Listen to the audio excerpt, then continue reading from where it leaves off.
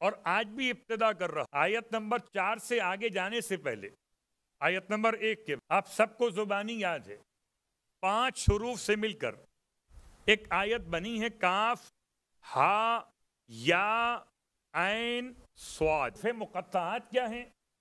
یہ سمجھنے جیسے کوڈ ورڈز رکھے ہوں اللہ نے کہ باقی سارے عرب والے جانتے تھے حروف تہجی کو، مقطعات نہیں جانتے تھے. مقطعات کسے کہتے ہیں؟ کہ ہر حرف الگ الگ پڑھا جاتا، حرف حرف کے ساتھ ملتا نہیں ہے، نہ زبر نہ زیر نہ پیش کے ساتھ، بلکہ ہر حرف کو مکمل سے کہتے ہیں جدا جدا حروف پڑھنا مقطعات. تو قرآن مجید میں خاص طور سے یہ ایسا مقام کہ جہاں 5 کے 5 ایک ساتھ جمع ہوئے، اور گرچہ ان 5 میں اللہ کے ناموں کا حوالہ کل بیان کر دیا برادران اہل سنت کی روایات کی روشنی میں اور امام جعفر صادق علیہ السلام کے بیان مقدس میں. البتہ امام کی روایت میں اتنا اضافہ ضرور ہے کہ سارے کے سارے اسماء حسنی مخصوص ہیں آل محمد کے شیعوں کے لیے. کسی کا خدا کیا ہو وہ جانے، اور ان کا عقیدہ ہمارا خدا وہ جسے علی سجدہ کرے، ہمارا خدا کافی ہمارے لیے، ہمارا خدا ہادی ہمارے لیے، ہمارا خدا سرپرست ہمارے لیے، ہمارا خدا مہربان ہمارے لیے، ہمارا خدا وعدہ پورا کرنے والا ہمارے لیے. ایک خصوص مفہوم ہے.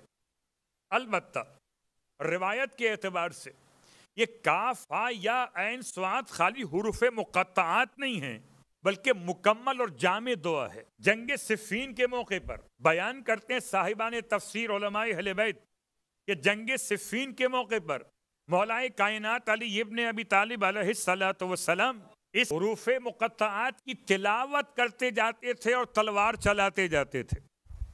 اللہ اکبر. یعنی میرا اور آپ کا پڑھنا اور ہے، امام کا پڑھنا اور ہے. کاف ہا یا عین صاد علی پڑھتے جاتے تھے اور تلوار چلاتے جاتے تھے. پتہ چلا تلاوت ہی کافی نہیں، طاقت پہچانی ہے. اللہ، اس کی طاقت کو کون سمجھ سکتا ہے؟ تو روایتوں میں دعاؤں میں شامل کیا گیا. کاف ہا یا عین صاد کو جب کبھی مشکل پیش آئے تو پڑھیے کاف ہا یا عین صاد اغفر لی، گناہوں کی مغفرت کے لیے. اور جب کبھی خدا کی بارگاہ میں فریاد کرنا چاہے تو کاف ہا یا عین صاد کا واسطہ دے کے خدا سے مانگیے. یہ دعا مکمل دعا ہے. اور جب بات دعا کی آئی ہے تو بہرحال ایک دعا آپ کی خدمت میں اور روایت امام محمد باقر علیہ السلام پیش کرتے ہوئے آگے بڑھ جاؤ.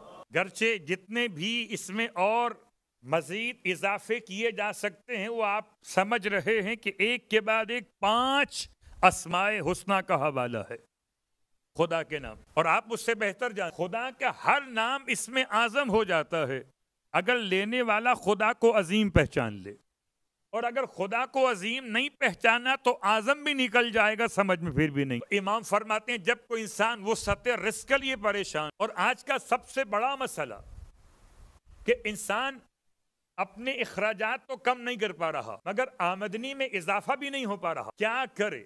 اضافہ کیسے ہو؟ رزق کیسے عطا کیا جائے؟ تو یاد رکھیے بہت سارے اعمال ہیں، بہت ساری دعائیں ہیں. ان میں سے ایک دعا کبھی اگر آپ بھی چاہیں اس دعا کی تلاوت کرنا تو امام فرماتے ہیں اپنی واجب نماز کے سجدے میں تمہیں چاہیے خدا سے ایسے دعا مانگو. واجب نماز کے سجدے میں.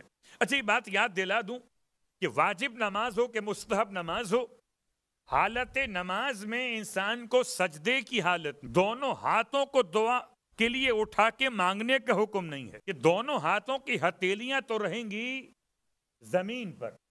حالت سجدہ میں احکام کے اعتبار سے 7 اعضاء کو لگانا زمین پر، ان میں ہاتھوں کی ہتھیلیاں شامل. تو یہ ہاتھوں کو اٹھا کے دعا نہیں مانگنا، عجیب دعا ہے. ہاتھ زمین پہ رکھے رہیں، پیشانی خاک کربلا پر. اور پھر امام کا فرمان یاد کیجئے، فرماتے ہیں خدا سے ایسے بات کرو واجب نماز کے سجدے میں.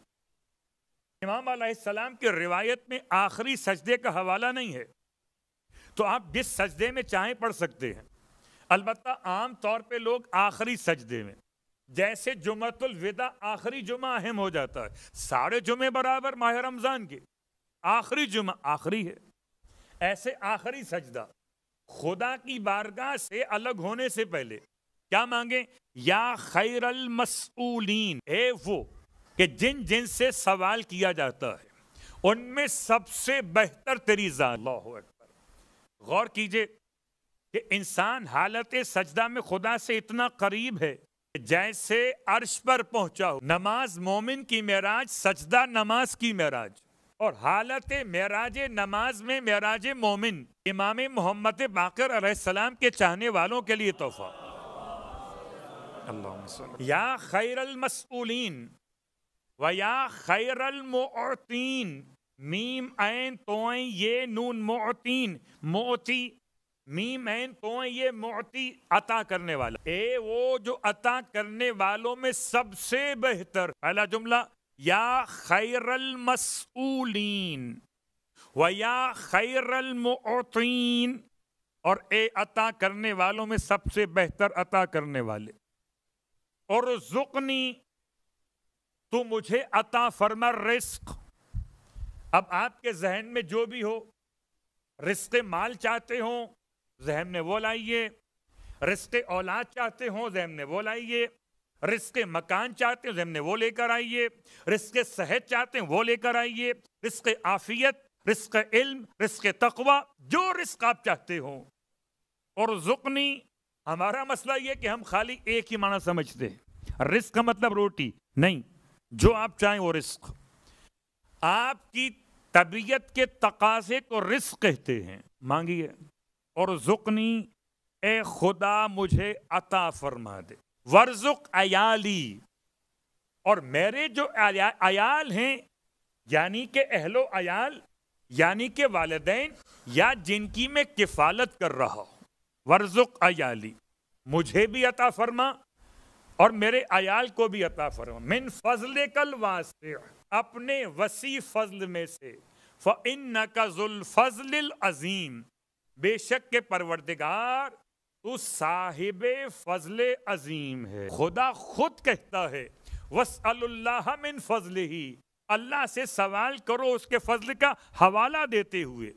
اور امام فرماتے ہیں ایسے مانگو حالت سجدہ میں، خاص نماز واجب میں یہ دعا، یا خیر المسئولین و یا خیر المعطین ارزقنی ورزق عیالی من فضلک الواسع وَإِنَّكَ ذُو الْفَضْلِ الْعَظِيمِ۔ صلوات پڑھیں محمد۔ تو کاف ہا یا عین صاد پڑھیے سجدے میں جا کے، پھر دعا مانگ لیجئے، یا دعا مانگنے کے بعد پڑھ لیجئے بحق کاف ہا یا عین صاد۔